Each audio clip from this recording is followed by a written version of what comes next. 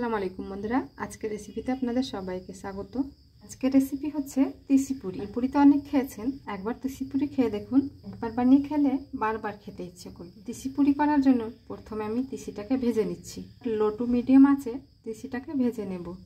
অনবরত নেড়ে চেড়ে ভেজে নিয়েছি। এবার একটা পাত্রে ঢেলে নিচ্ছি। আর ওই প্যানেই দিয়ে দিচ্ছি হাফ কাপ চালটাকেও ভেজে নেব। চালটাও খুব ভালো করে ভেজে নিয়েছি। এবার আমি একটা মিক্সিং জার নিয়েছি। এবার একটু দানা দানা করে গুঁড়ো করে নিয়েছি।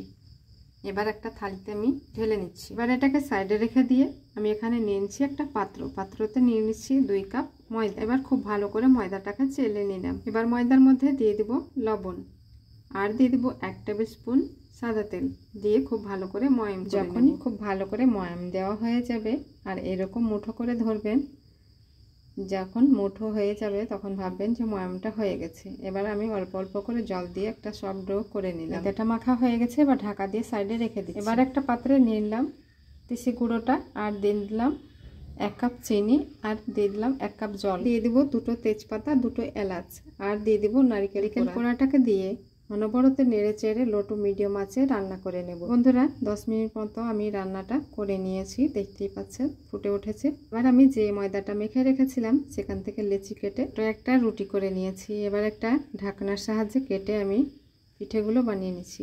রুটিটা কাটা হয়ে গেছে। এবার আমি দিয়ে দিচ্ছি বানিয়ে রাখা হালুয়া। এবার আমি খুব ভালো করে মুখটাকে এঁটে নেব। এভাবে চারিদিকে খুব ভালো করে হাত দিয়ে চেপে চেপে মুড়ে নেব। আপনারা আপনাদের পছন্দ মতো পাত্রতে কেটে এই পুরিগুলো সাইজ বানিয়ে নিতে পারেন। বন্ধুরা দেখতে পাচ্ছেন একটা পুরি আমার রেডি হয়ে গেল।